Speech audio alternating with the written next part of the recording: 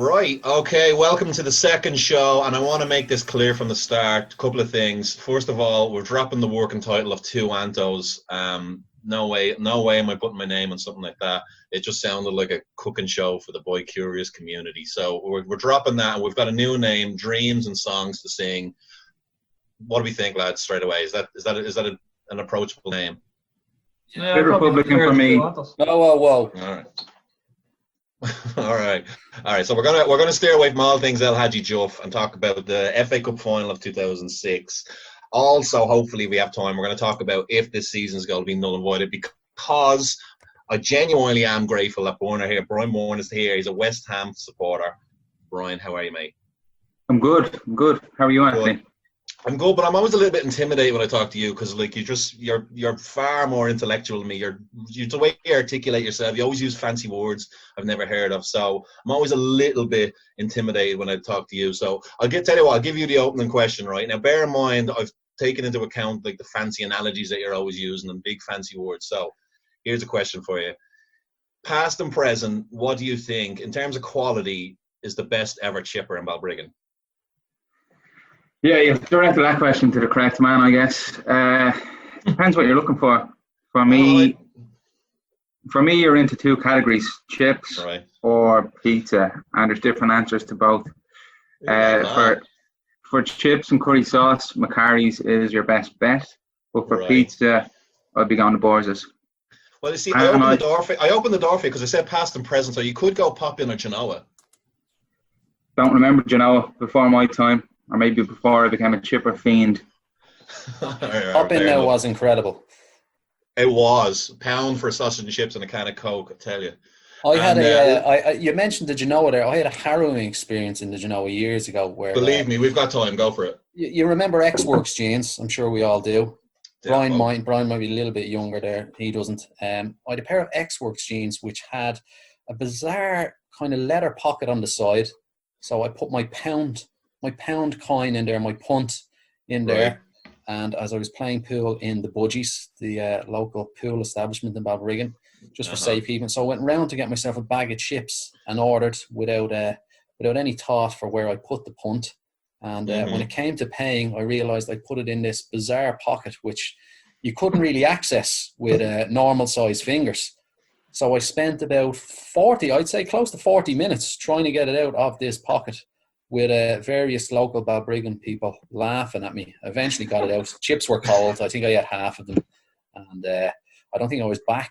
Luckily enough, the Genoa probably closed about 2 years later. So, well, in a time of truly harrowing news that we're getting on, I mean, that is a harrowing story, man. I find this pound in his jeans looking for a bag of chips. So, I mean, that does really puts this coronavirus into perspective.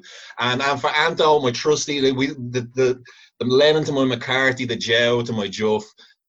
We kicked off this mad pipeline dream a couple of days ago about starting a podcast. Little did we know it was going to take the world by storm. So I've got a question for you that I believe you're the only man. Like, this coronavirus, the things that we've seen over the last few weeks changed our life. Everyone's angry, everyone's worried, everyone's upset. A lot of questions we want answered. So the question I've got for you: if Carol Baskin didn't kill her husband in The Tiger King, who did? Oh, great question. Well, she definitely did it, though. So I can't even consider anybody else. For me, it's an open and shut case, though, yeah? I mean, am I missing something? I don't think there's any other suspects. The only other possibility is that he faked his own death and went to Cuba. Fucked off to Cuba and never came back. Did a Jim Morrison, fair enough. Yeah. All right, so, like I said, before we get stuck into the football, we're going to go back 14 years. Judging that Borna doesn't know what the Genoa or the pop-in was, I'm a bit worried if he actually remembers this final at all. But in a nutshell, we don't need your life story, lads. But 14 years ago, where and what we was doing, I'll get the ball rolling. I was about to head off to Australia to get alcohol poisoning. Anto, 14 years ago, what were you up to? Yeah, I was living in England in the English Midlands. I watched this game in the Student Union on Walsall campus, University of Wolverhampton, and the greatest FA Cup final ever. It's definitely. I think it's probably the last really great one. Like when they took the FA Cup finals out of Cardiff and went back to the new Wembley, I actually don't think it's ever been the same since. It got a little bit of a second wind in Cardiff when you think there was actually some great finals played. Liverpool Arsenal was another one. I think it's probably the last of the great modern FA Cup finals. All right. Well, I was hoping for a short answer, but that's not point for you. Give him a chord. He gives you back a symphony. And Stewie, 2006. Where and what were you up to? I was still living in Balbriggan at that time, and Still trying to find that pound, were you? Still trying to find that pound. I think, yeah, no, it was the Harvest Bar I watched it in. I was trying to remember where I was. I know I was slumped in a seat as Gerrard pulled back his right foot, and I think it was the Harvest Bar. Yeah, the Harvest Bar. Save it. All right, I'm born in 2006. You were what? You were just learning to cycle. Yeah. What was I in 2006? 19, and very similar to Stuart. Still living in Balbriggan and watched it in the Miler. Milestone, full of Liverpool fans, and myself and my uncle Bill, West Ham fans, sitting in front of the big screen, West Ham jerseys on. We had to clarify we were West Ham fans and not just anyone but Liverpool. Some one particular very memorable moment that I don't think I'll ever forget. What I was doing when Gerrard scored. We'll get into that later on. So first off, Anto, this is a year. Well, let's go back to the start of the season, 05-06. Liverpool have just created the miracle of all miracles in Istanbul. And I don't know about you, but I was a little bit underwhelmed by the transfer because I just thought we're European champions now. We have a man who's just won the Liga, won the European Cup, won the UEFA Cup of Valencia as well. I was expecting us to be linked with whoever was the best player at the time. I don't know, your Ibrahimovic and Nedved and stuff like that. And we ended up signing Peter Crouch from relegated Southampton, Zenden from mid-table Middlesbrough, an unknown Pepe Reina, and an unknown Momo Sissoko. So what were your feelings like when the transfer business was kind of done and dusted?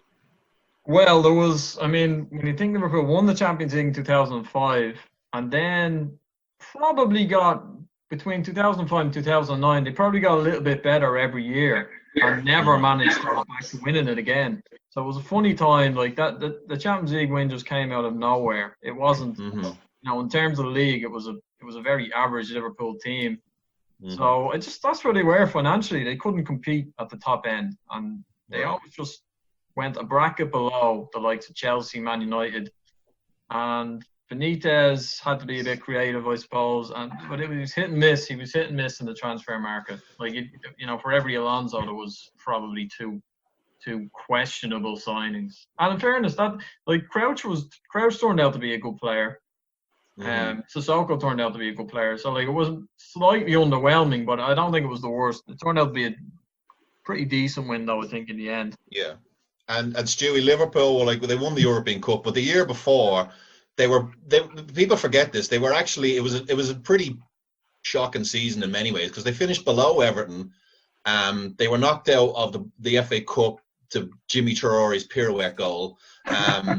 Most of the big teams like United and Chelsea did the double over Liverpool. So what were your feelings going into this season? That was going to be a huge improvement, that we were actually going to go for the title, or once there's going to the dust had settled on Istanbul, were you kind of thinking we want top four and maybe a cup?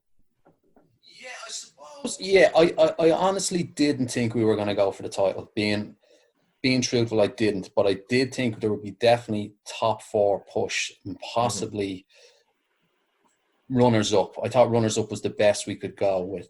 I was happy enough with the Zenden signing, and being honest, I was delighted with the Reina signing because I used to watch a lot of La Liga when I was younger, and I remember Reina breaking into the Barcelona team just before Valdés came in and I suppose trumped him.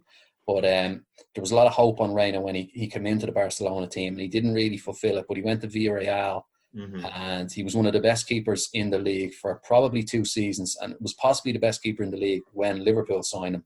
So I was delighted with that, and it was you could say it was ruthless from Rafa in a way, because Dudek was the hero of 2005, and from just to basically be dropped to number 2 when Reina came in was, it might have been considered harsh, but me personally, I was delighted when Reina came in. So I wasn't too disheartened with the signings. I was happy with Zenden and Reina, as I said, but I didn't think we were going to push on and win the title. There's been a few years since where I've thought that, but definitely not that year. Born at West Ham, I thought they were too big and too good to go down, and I think it was 2003 they went down, was it? Yeah. So I was thinking. Sorry, finish your question. Sorry, I was going to say, like, Pardew got them back up, and this is like, Alan Pardew now is a little, like, his career is kind of a little bit, it's gone off the rails a little. This is long before he was headbutting people and doing funny dances at Wembley, but he got them back up, and it was a real kind of mixed squad. Like, you had, like, literally lads who were in their like Shaka Hislop was 37, 38, Sheringham 40, and you had like a lot of young players coming through, like Anton Ferdinand and Dean Ashton. So, like, what were your kind of expectations going into the season?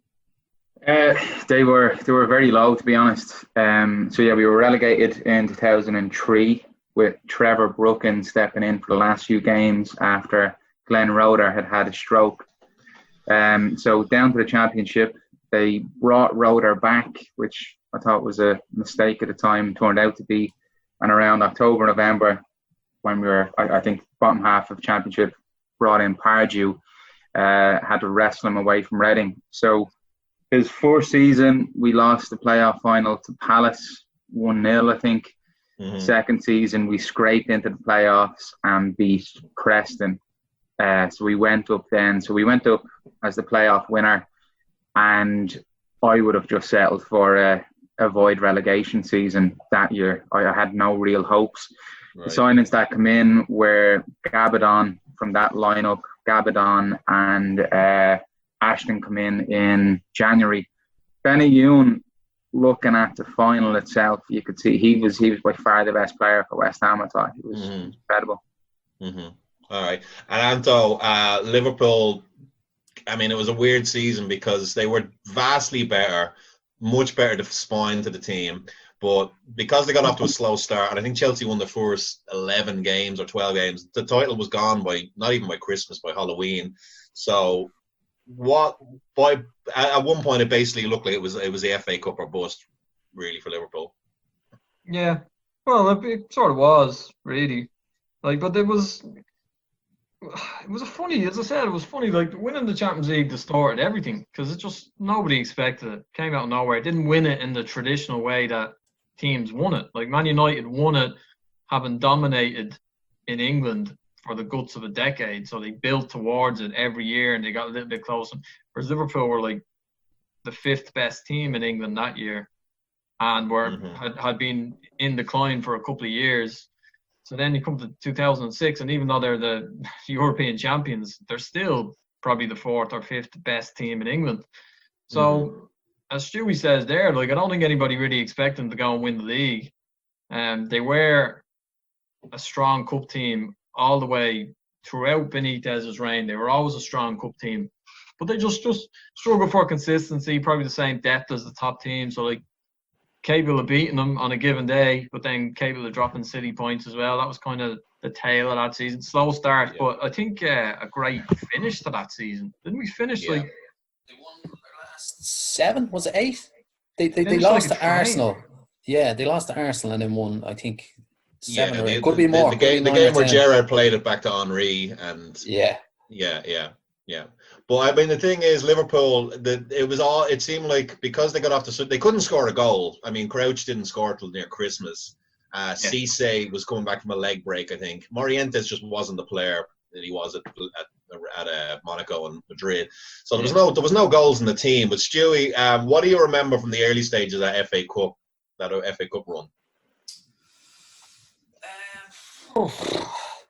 Not a lot, really, to be honest. It didn't, for me, as I can only really remember, I suppose, thinking back, I remember the semi-final, which was a huge win because Chelsea had hammered us. But if you remember, it was literally one of the greatest ever third round games away to Luton, if you remember. Of course. How could I forget? What do you remember about that? The Xavi Alonso goal. Yeah. It's the one thing, and I also remember Gerrard just about to berate him as he's about to shoot, because Gerrard is basically he's practically clean through. So as Alonso's pulling back his boot, Gerrard is just about to berate him, And then I think as the ball trickles over the line, Gerrard turns and just starts applauding in a kind of, okay, fair enough. Yeah, fair enough. You know what? We also played Man United, remember? And this is a stage where Benitez had never beaten Ferguson. Yeah, and then Crouchy popped up with the winner. Yeah. Mm-hmm. It's all coming back to me now. Yeah, like that song. Celine Dion. I have a random memory of the Luton game, actually, and I gotta sound like I'm being a bit of a smart. Is it harrowing? It's gonna sound like I'm being wise after the event, but I remember watching it. It was on BBC, and Liverpool went 1-0 up with a brilliant goal from Gerrard. He just swept it in first time. Yeah. Curled it over the keeper. It was a brilliant goal. But when he scored it, he didn't really celebrate it. He just kind of walked towards, I don't know who teed him up. Maybe it was Cisse, right? So whoever teed him up just walked. So Liverpool didn't really celebrate the goal. And I remember thinking, that seems a little bit arrogant for my liking. Mm-hmm. Almost like, all right, well, we're 1-0 up, but what else? We're here to just win. We were expected to win. We're going to win. And then the wheels came off. The wheels completely came off. And they actually should have, they easily could have been knocked out in the first round. I don't know about West Ham's journey, but Liverpool could have been gone in the third round. Luton were 3-1 up. Well, not only that, to make it 3-1, Luton scored a penalty, and I think it was Scott Carson, definitely wasn't Reina, and he brought him down as the last man. So your man scored the penalty for Luton, but I mean Liverpool could have been down to 10 men, but then the Xabi Alonso kind of story started. Right, Borna, because I got to confess, I don't know really anything about West Ham's FA Cup run. It was fairly low key compared to Liverpool's, was it? Yeah, we beat Norwich, I think 4-2, having just signed Dean Ashton from them that January. I think home and away against Bolton after an away draw went to a replay. Replay went to extra time. Mm-hmm. And then we beat Man City away. I remember that game was live on telly. Dean Ashton scored a screamer.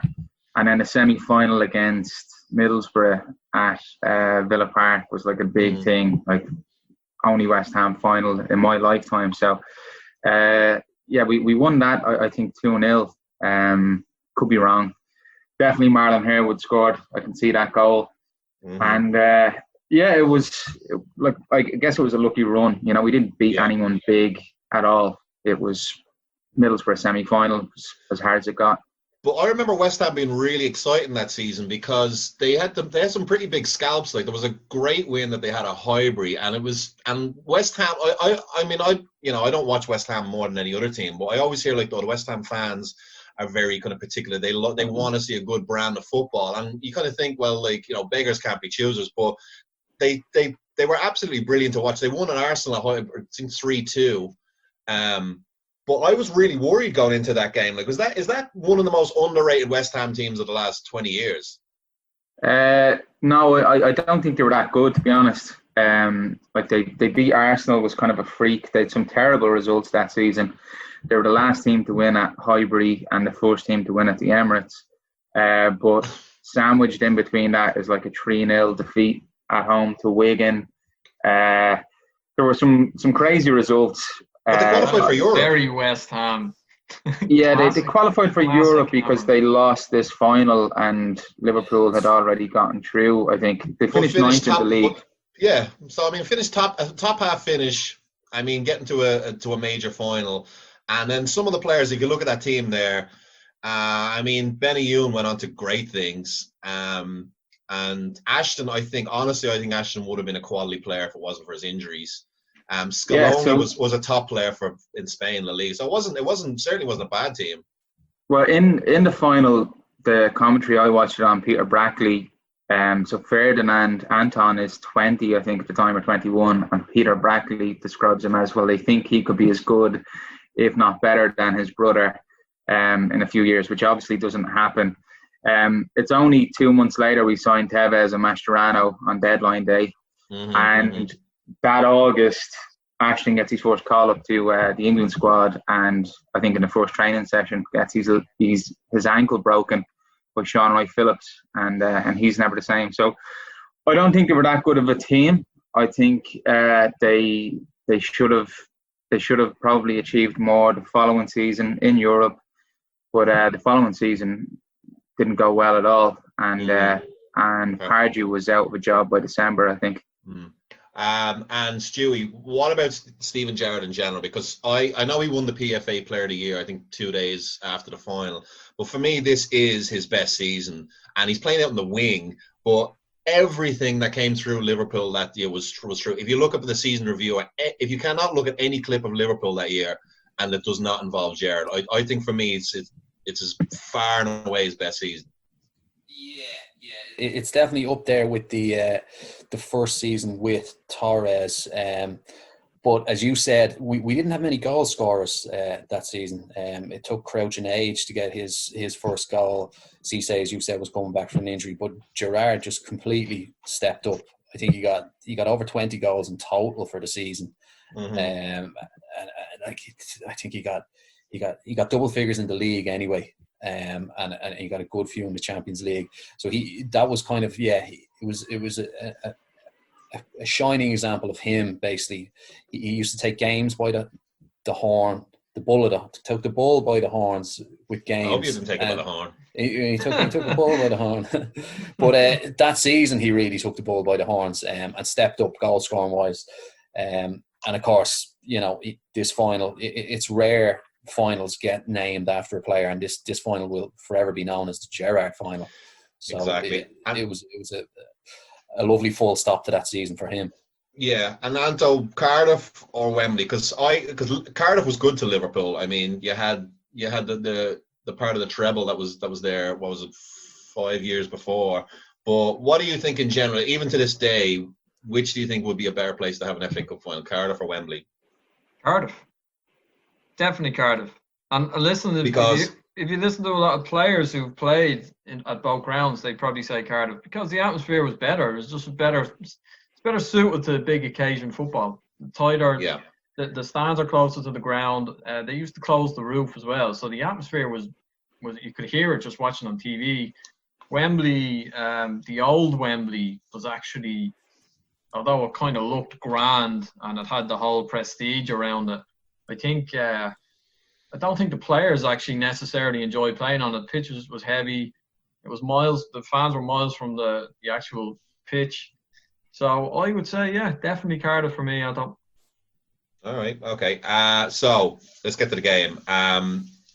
What are your memories of it, Borner? So you're watching it in the pub with your family, and every couple of years there is a bizarre FA Cup final. I mean, we didn't know it at the time, but Wigan would beat Man City.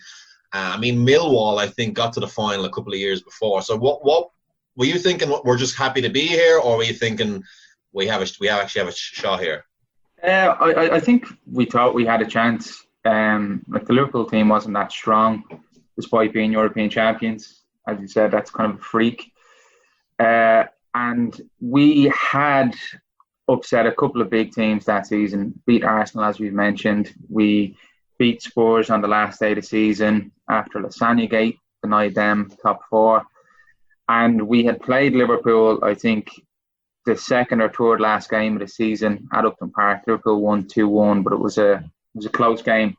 And Mullins and Garcia got each other sent off at the end of that, and obviously both missed the final as a result. So, yeah, it wasn't that we were there to make up the numbers. I thought we did have a bit of a chance, and provided we started well, I thought, yeah. But as the game developed, and I guess in the back of my mind was that there's something magic about the aura of Liverpool, like fresh in the memory. Istanbul, watched that in a milestone as well. I think it might have been in the same seat. And then obviously the Arsenal final as well, where they looked dead and buried and snatched it. So if you're playing somebody else, you're probably thinking when the game develops as it does, that you're in a good position. But against Liverpool, even with the players that they had today, I always thought we were going to struggle to see it over the line. All right. And Stewie, sitting in the Harvest, were you feeling cocky? I wouldn't say I was feeling cocky, no, because as Bruno mentions, the league game just before it was pretty close, and Benayoun did worry me. So no, I definitely wasn't cocky. All right. But he does make, like, even going 2-0 down, you know, because Istanbul had only been a year before. I didn't fear too much. I honestly believed we were going to get back into 100%. But no, definitely not cocky. And any problems with the selection because you had Sissoko in there instead of Didi Hamann, and again Gerrard's playing on the wing probably, and then you have Harry Kewell who had that horrible kind of thing with coming off after 20 minutes at Istanbul. Morientes on the bench instead of Cisse or Crouch. So any problems with the lineup that day, Stewie? Wouldn't say I have any problems with the lineup. Hamann, not starting maybe. Again, the bench wasn't that strong. You've got, Traore was on it, Dudek, Kromkamp was on it, Morientes again. No, I wouldn't say I had a problem with the lineup. I suppose it was just a standard kind of 4-4-2. No, I had no problem with the lineup starting that. All right. And Anto, Liverpool get off to a really slow start. I remember they just didn't come out of the gates at all. And then the worst thing happens, Jamie Carragher. Yeah, well, like any final, you can never go in cocky to any final. And I'm a pessimist anyway, so I was very nervous about it. They can take it. It was one of those finals as well where you felt like anything could happen. Like neither team ever had control of the game. And Liverpool didn't start very well. West Ham obviously got the goal, but it was kind of like that set the tone for the whole game because Carragher, I think, is he the record OG scorer? He is. You would say that a lot of them OGs were unfortunate, but that particular OG was poor. Like it was a mistake. It was a mistake. He went with his wrong foot and he completely missed it. And I think it actually affected them then for about 20 minutes. Like the whole team just looked shaky, and then West Ham went 2-0 up. So I had, as Stewie mentioned there, and Borner, like, although there was always a part of you that you felt Liverpool were going to get back into it because, first of all, West Ham had scored so early, and the second thing was that they were just that type of team. Like if you were 2-0 down, they weren't a team that was usually capable of just shutting up shop and squeezing the life out of the match. So the only saving grace as a Liverpool fan after we went 2-0 down was the fact that there was so much time left on the clock, and you did think, well, we were going to get a chance at some stage, which is how it played out. Borner, you're 1-0 up, and then you get another one through Dean Ashton. It's more horrible defending from Liverpool. At that point, is Pardew the worst manager to have in that situation? Because West Ham only really knew how to play one way, didn't they? I mean, maybe I'm wrong, but I just thought, like, Liverpool will get chances here no matter what happens. Were you kind of thinking Liverpool are eventually going to get back into this, or are you thinking we've got one hand on the cup and it's 2-0?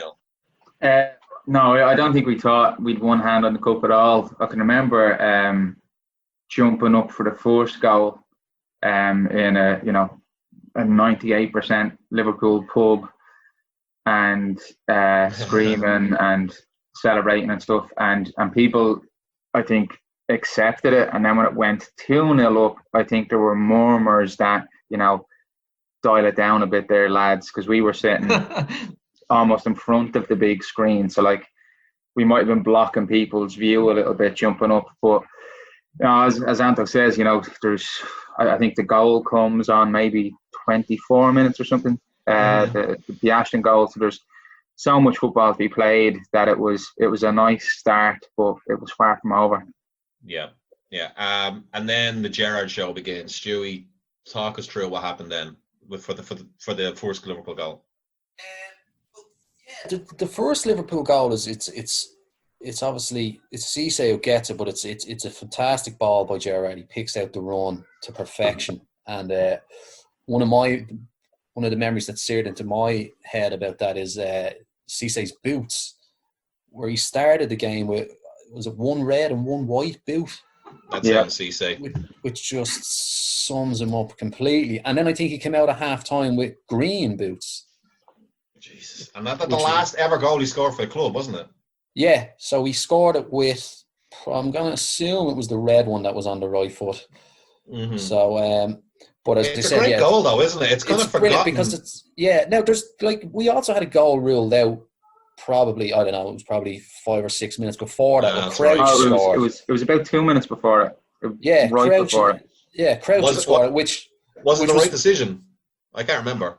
It was, if you're to look at it now with VAR, probably, but to me it looks in line. I had a look at it just before we started here, and it does look in line. But with VAR and Crouchy's kind of extended limbs, he might be getting it pulled back. But it was kind of similar enough. It was a volley. It was a ball over the top. I think this was a set piece though, and Crouch's is more of a side foot volley, but it was into the same corner. But as you say, Cisse's finish was superb. It was kind of over the shoulder, and he catches it just right on the laces. Mm-hmm. Or no laces, actually. F50s. They didn't have laces.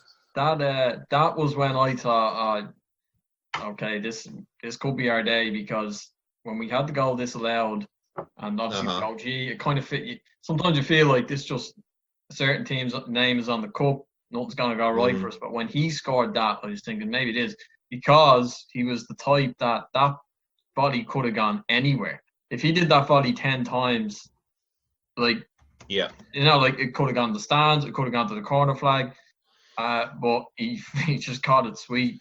You wouldn't have put your house on him when he was lining up for that volley, but when he scored it, I thought, and I think it was just before half-time, right before half-time, no? Not far from half-time anyway, Yeah. All right, I think Rafa might deserve a bit of credit there, because he started out with Kuhl on the left, and I think they realised Scaloni was the weak link for West Ham. So he pushed Kuhl into the middle behind Crouch, and then put Cisse over on the left, and that's where the kind of run comes in behind Scaloni, who doesn't see Cisse at all, and Gerrard picks him out. And that pass, watching the match earlier today, Gerrard played a similar pass to that 5 or 6 times, where Finnan would go outside him, Finnan would get the ball, knock it back inside to Gerrard, and he'd spray it over to the left. So although I kind of forgot Gerrard had played the game on the right, and you're kind of taking him out of the middle, he was getting kind of a bit of freedom to ping balls from that kind of inside right position.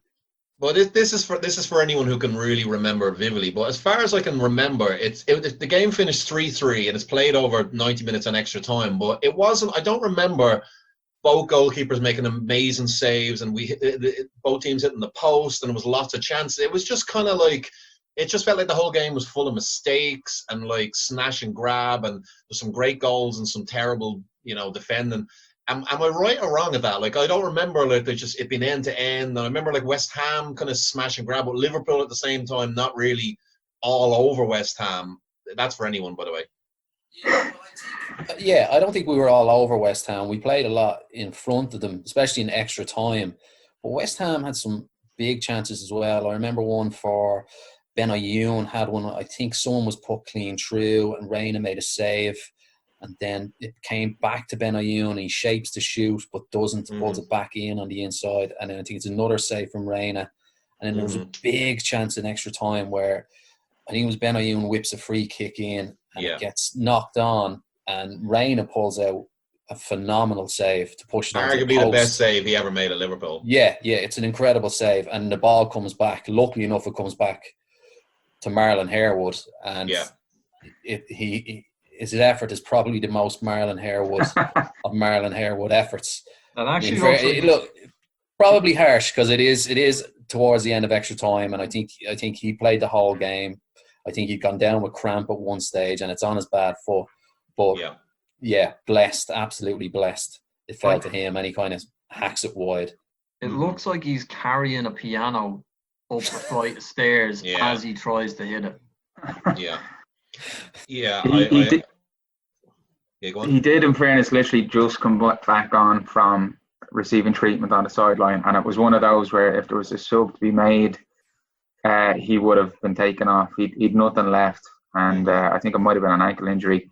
So you'd forgive him that. But yeah, you're right, Anto. There wasn't a whole lot of saves. One of the things going back to the first half that surprised me was how direct Liverpool were. So it was like the defenders were constantly going back to front. Gerrard was going back to front. There wasn't a whole lot of attempt to build up the play at all, and it seemed like a massive gap between the front two and the midfield for both teams. Like, it's 14 years, but football, from watching, like I watched most of the match today, football has changed so much. It's insane. Yeah. And you mentioned how poor Liverpool's bench was. I wonder if this game in particular had an impact on the changing of how many subs you can name, because only naming 5 and then playing 120 minutes, only been able to bring on 3, like it was the walk and wounded at the end. Yeah. I mean, I watched the highlights today, and I mean, fast forward here to the when Liverpool players are running to celebrate with Reina. Like, I've never seen a slower run from the half. Like, the players are absolute. I mean, it was a really hot day as well in Cardiff, but the players look absolutely dead. And Gerrard has said since, I mean, you know, spoiler alert, but for that shot that he hits, he had cramp, and he didn't have the energy to control the ball, look up, pick a pass. And West Ham, I think at that point, were gone as well. Like, so the second goal, the equaliser, Gerrard's force, Anto, it's the most Gerrard goal. Like, if you're going to think of a Gerrard goal, it's him arriving like that. And it doesn't, like, I remember at the time watching it live, I just thought this is it seemed like it was slowly coming toward him. I just thought there's no way Gerrard's missing that. Yeah, this is the polar opposite to Cisse. Like, he's the man that you put your house on when he's steaming onto it, because it was a hard volley. It was rising, and he just got right over it and slammed it into the top corner. And then you're thinking Liverpool are just going to kick on and win the game. But it was, as you said there, like, it was a weird game. It wasn't roller coaster end to end. It kind of got bogged down for a while after it went to 2-2. Nothing really happened. And then Konchesky got that goal, that kind of cross. It was a cross that just floated in. It's a funny game, like it. Yeah, I don't think Liverpool never really played well. They just never. And I remember Pardew saying after the match that if Gerrard had been in the West Ham team, they would have won the game. Yeah, he was right. They would have won the game. He was the difference on the day. So, he was at his peak at that point. And you're right, when he steamed onto that, you were just waiting on the net to go. He's never going to miss. Right. Borner, Paul Konchesky he's a shoe-in for most Liverpool worst ever 11s in the Premiership. I can't remember much of him. I remember him being really good for Roy Hodgson for Fulham, but what was he like overall as a player back then? Yeah, he's really solid. A great left foot, delivered a lot of balls into the box, and he didn't really get caught out either. So, like, I think he was close to getting a call up for that World Cup because Ashley Cole was out injured. Now, he didn't get the call up, but he does have at least one England cap. He was a solid player, I think, to move to Liverpool. So, I mean, Michael Ricketts, Steve Guppy. I mean, I'm not even English, and I have a cap somewhere in the wardrobe there. But I mean, when that goal goes in, it's obviously from absolutely nothing, and it's a fluke. But and I'm sure you'll know what minute he scored it. But that at the time, I was thinking Liverpool haven't been playing well. We've got out of jail here, but now that we have got level, we're going to win this. And then that goal comes. I don't know about you, but I just thought this is it now. This West Ham, their name is on it. At that point, no. I think he scores in the 60s. I haven't checked that, but it's some minute in the 60s. And yeah, complete fluke, out of the blue. And Anto's right. You know, there wasn't a whole lot going on. There weren't a crazy amount of chances. So it wasn't at that point we thought it was over. But as you progress and get into the 80s, Liverpool don't look like scoring.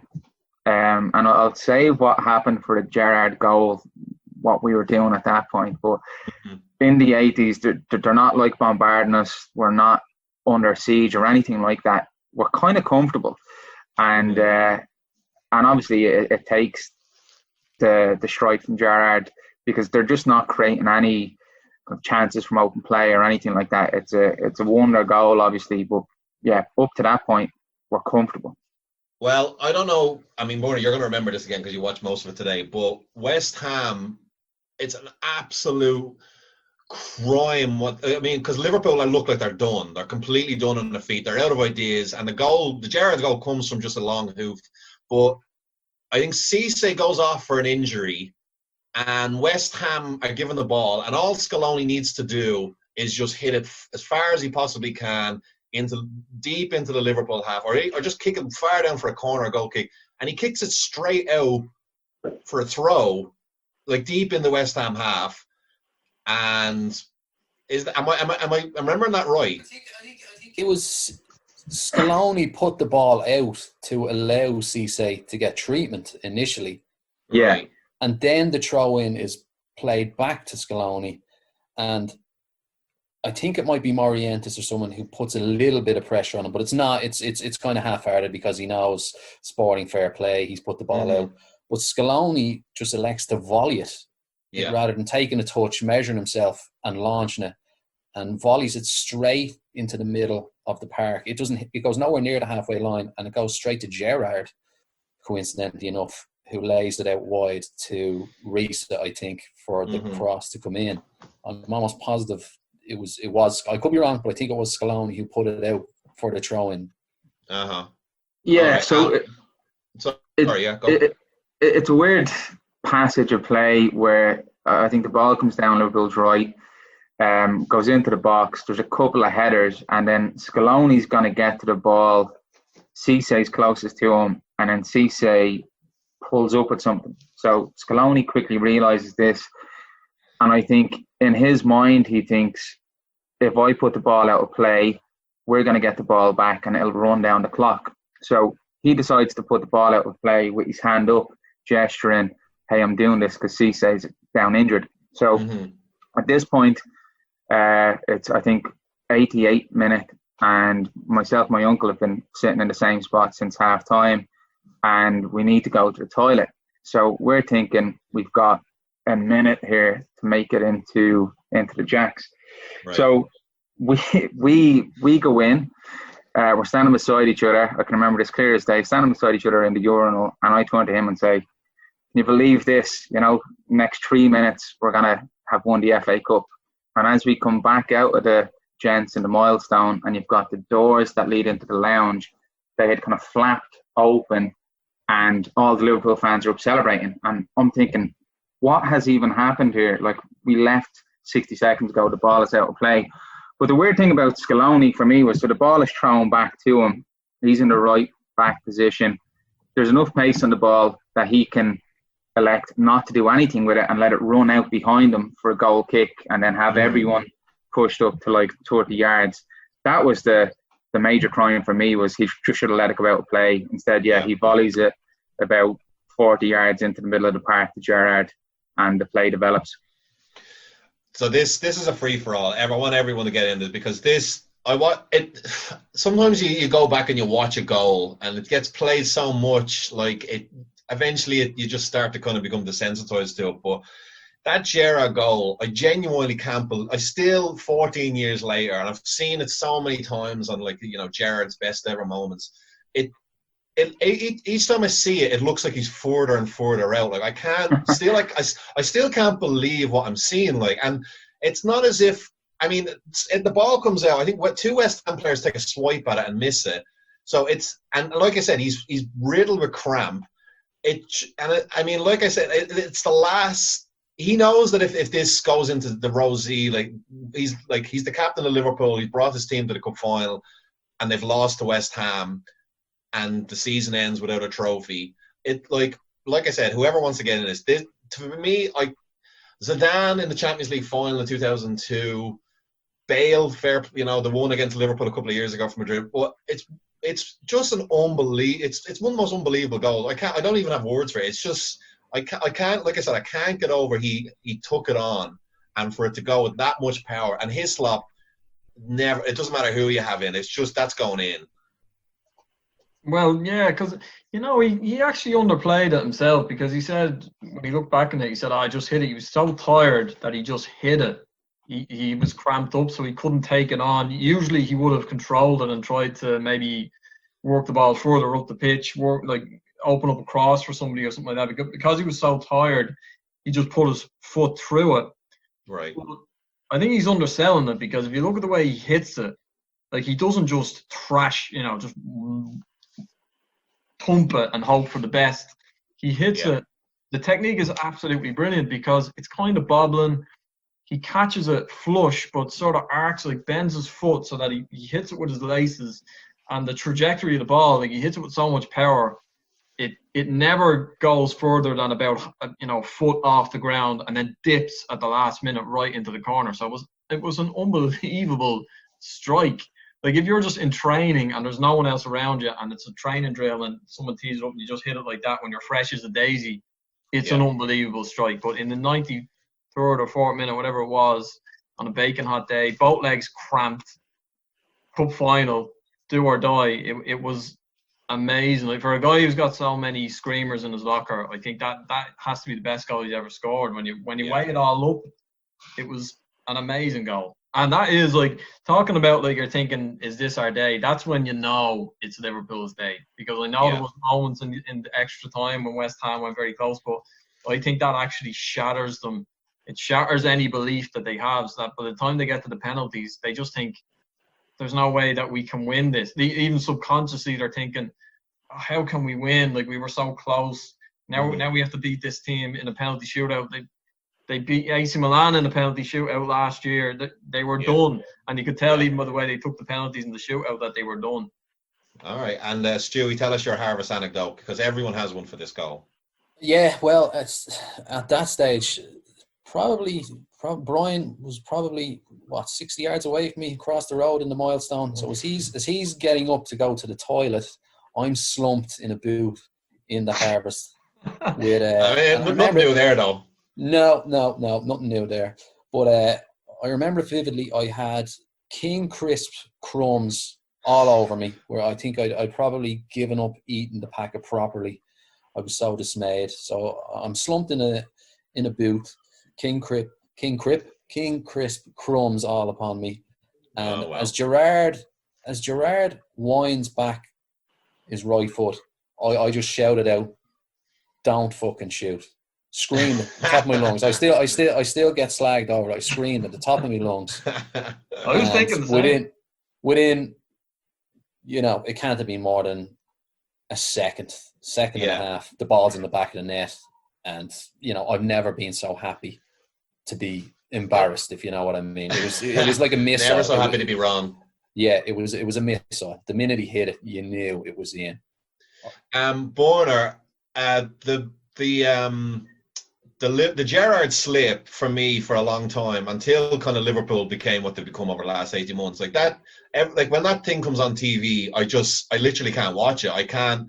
It just, because I always just think, well, for a long time I just thought, well, that's our chance, and it's never coming back. Gerrard, it was written in the stars he was going to lift the trophy, on that last day against Newcastle at Anfield, and everything was going to be all right. And it just feels like it just wasn't fair. It was just one of those moments of just football.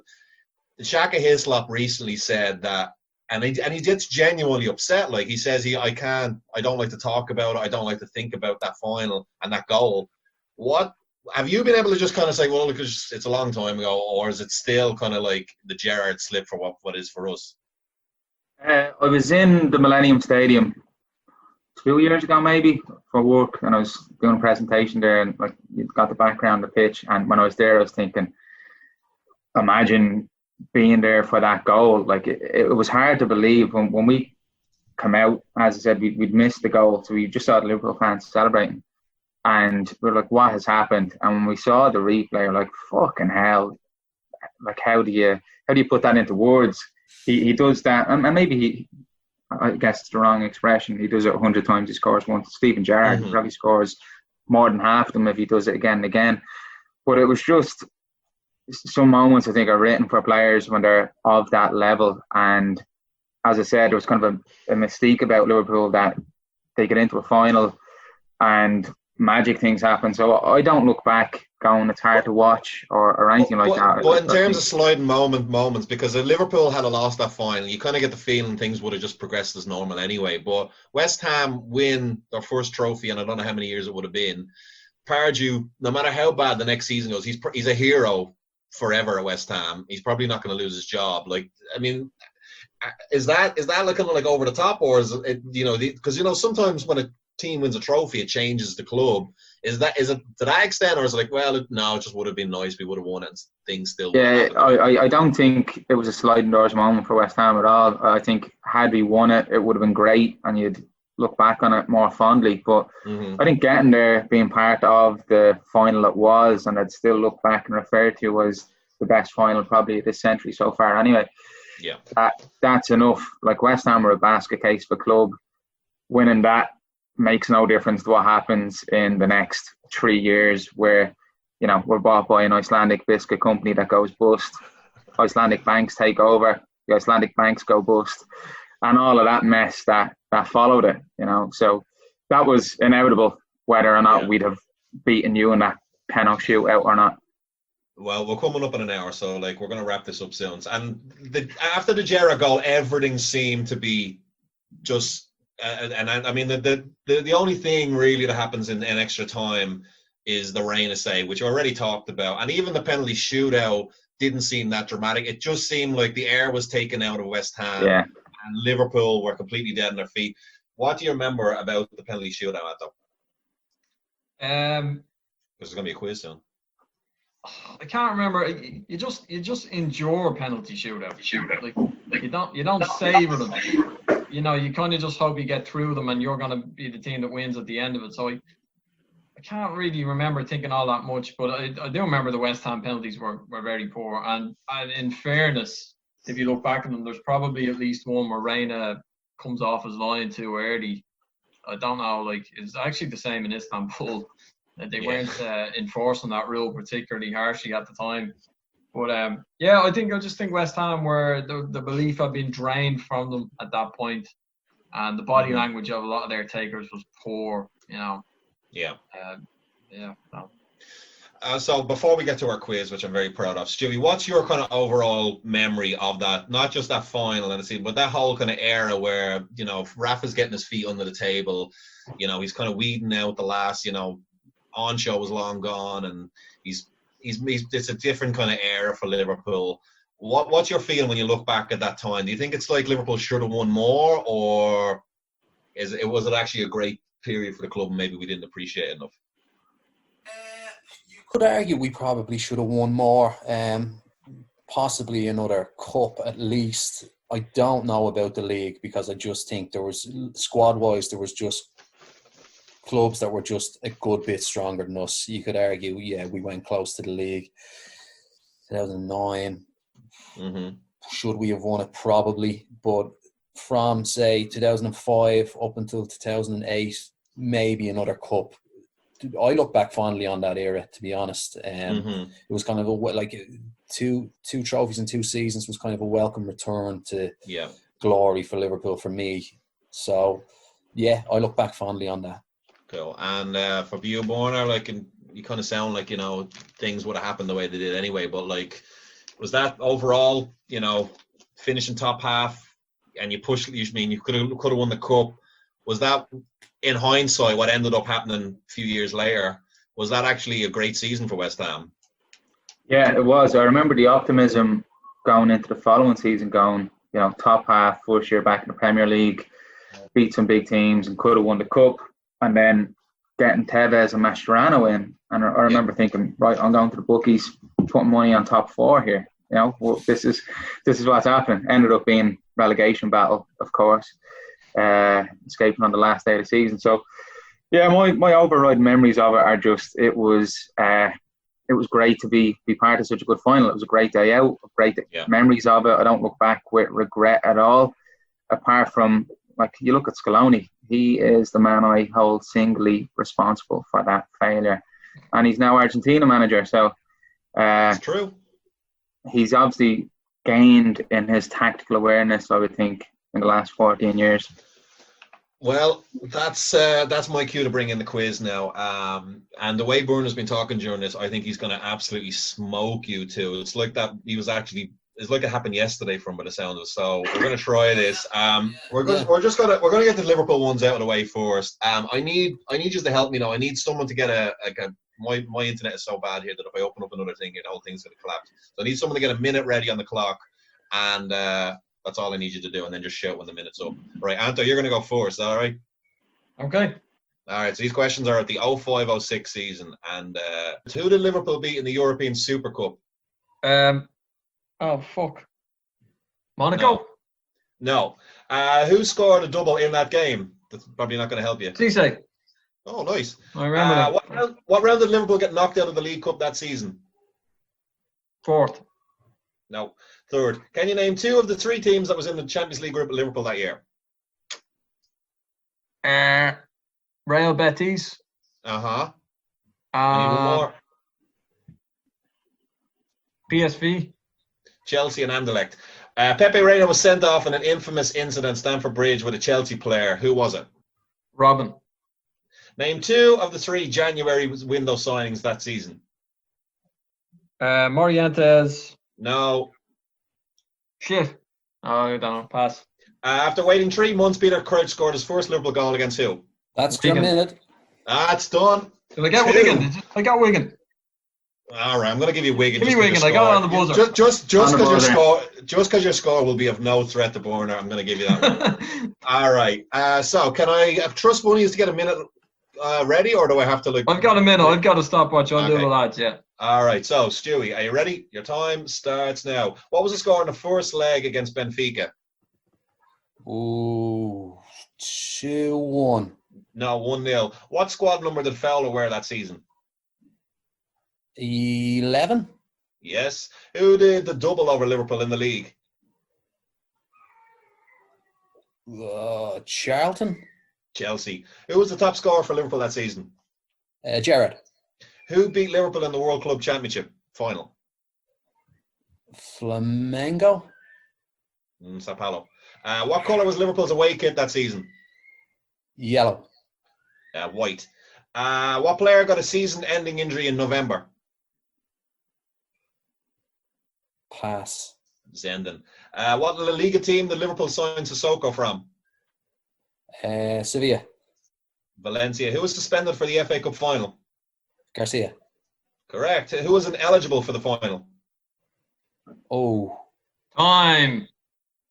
Fowler. He played the first round for Man City. Right. So that was, let me see, 1, 2, shite. That was 4. So Stewie will win this, but let's be honest. What did I get? You got 2. 3. Well, I gave you the Wigan, so you got 3. I gave him the Wigan, but, Fair enough. Borner's got this. Borner's got this in the A lot bag. of pressure on me here. I don't necessarily know the whole season as well as you think. Don't play yourself down. All right, we got a minute on the clock. Right, Borner, ready, go. Can you name 2 of the 4 goalkeepers at West Ham that year? Stephen Bywater, Shaka Hislop. Jesus. Who knocked West Ham out of the League Cup? Bolton. Jesus, correct. West Ham beat this team on the last day of the season to stop them getting top 4. Spurs. Name 2 of the 3 misses in the penalty shootout in the final. Anton Ferdinand and Zamora. You're going to get this right because you already said it. Where did West Ham finish in the league? 9th. What was the score when they played at Anfield? 3-0 Liverpool. 2-0. Who was the top scorer at the club overall? Harewood. What La Liga team did you sign Scaloni from? Deportivo. How old was Sheringham when he played in the final? 41. 40. Who was the club captain that season? Rio Coker. What Arsenal striker did you take on loan? Ali Adier. Who finished just below West Ham on the table? Time. Wigan. Correct. All right. 1, 2, 3, 4, 5, 6, 7, 8, 9, 10. Fucking hell. These questions were easier. Yeah, I could the West Ham questions, in fairness. Here we go. Look at this. All right. No. I'm going to give these 2 smart arses 1 West Ham question then. How many league defeats did West Ham have that season, Anto? What's the point? Go on, get out of here. All right, lads. I tell you what, just 2 minutes. Karen Brady was the first person to come out and say that the league needs to be scrapped. And all jokes aside, because this is starting to do me noggin in now, it looks, I don't know, now, I was sure it was going to get cancelled, then I was absolutely positive it wasn't. And now, I don't know what's going to, the Dutch league's been cancelled yesterday. Borna, first of all, what did you think when she said that? And do you think genuinely we should just scrap this and start again, the new league in September? I think she's a disgrace, along with West Ham owners. Completely self-interested statement that like most West Ham fans don't agree with. In general, I can't see any argument for scrapping and starting a new season. That new season means nothing because, like, how can you just write off a season?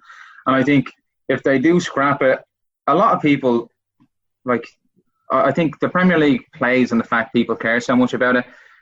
If you scrap this, I think, how can you be convinced to care as much as you do when there's no reason just to scrap next season and just have this one play out? You know, it would be a horrendous decision for me to scrap a season, start a new one. The new one's probably going to be disrupted as well. So I think finish this one at all costs and see when it's done and then start again.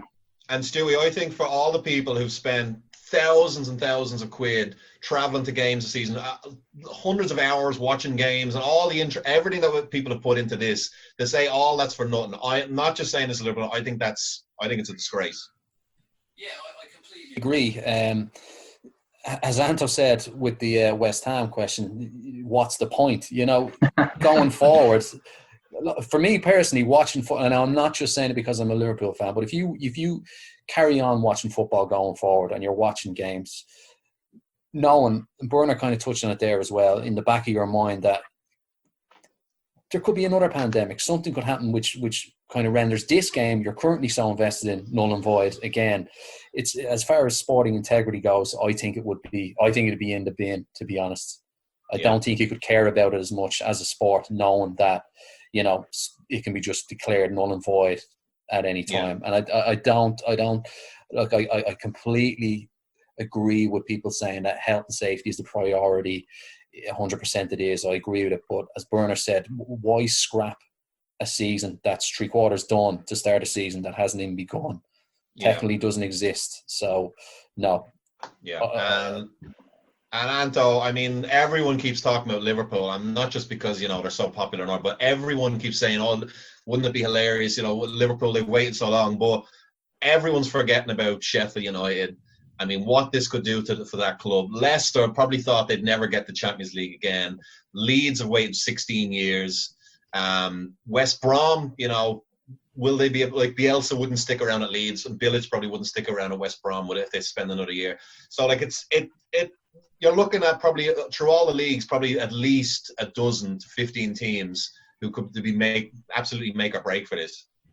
Yeah, well, just echo what the lad said. Like, I mean, you're getting hung up on worrying about next season. A ball hasn't been kicked next season. There's nothing, like, there has been so much invested in this season already. And even from, like, a marketing point of view, if you're going to look at it from the TV company's point of view and be cynical about it, like, it's much easier to market games where there are things on them. Like, there's still a lot to play for, everything to play for this season. Everything has to be decided. So really the focus should be on playing out the rest of this season and forget about next season. For now, like, that's a problem that you can get to. But for now, it has to be just in resolving this season. And, you know, you can imagine, like, the appetite whenever we start to come out of this thing, there may not be the same appetite for football. You know, have the wipe the slate clean and go again. Like, it might affect a lot of people deeper than they are estimated at the moment, as opposed to if they do get back the show up and running in August, September, whenever, at least you can then market it and saying, well, here we are finally back and everything is still to play for. You can drum up the games, even if they are behind closed doors, there's something on them. So you can sell them a little easier. So, I think we're all in agreement that one way or the other, they just need to focus on finishing it whenever. All right. Thanks. Honestly, lads, thanks a million for this. Really appreciate it. we're just trying to do something to like send on to the other lads, just keeping them entertained and keep ourselves entertained. Really appreciate you giving an hour. Go get your dinner, go grab a beer. We'll do another one again. Hopefully, if anyone's listening to this, whoever wants to do a Liverpool podcast, be more than happy to. There's a link that's going to be attached to this where you can donate money, because I'm on the scratcher at the moment. And so we'd really appreciate a couple of quid there. And yeah, just want to thank you lads. Really appreciate it. All right. My pleasure.